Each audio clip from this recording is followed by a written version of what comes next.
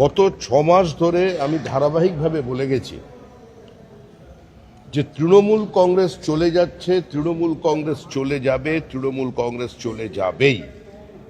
এবং তৃণমূল কংগ্রেস চলে যাওয়ার পরে তৃণমূলকে আক্রমণ করবে। আর সেই সময় আমাদের সতর্ক থাকতে হবে। রাজ্যপালের কাছেও আবেদন জানিয়েছিলাম আপনাদের মাধ্যমে,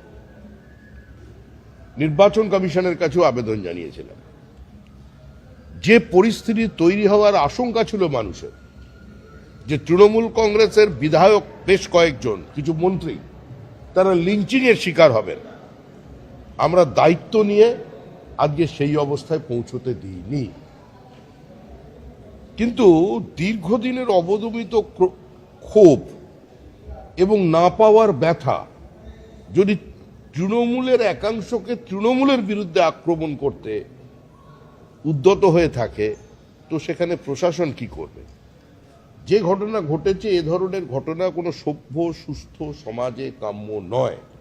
আমরা যে কোনো ধরনের হিংসার বিরোধিতা করছি এবং গতকালও যা হয়েছে তারও আমরা বলছি যে এটা কাম্য ছিল না, এটা হওয়া উচিত নয়, এটার সঙ্গে বিজেপি দূর দূর পর্যন্ত কোনো যুক্ত নয়, এটা তৃণমূলের সঙ্গে তৃণমূলের গণ্ডগোল, কারণ তৃণমূল আদপেই কোনো রাজনৈতিক দল ছিল না।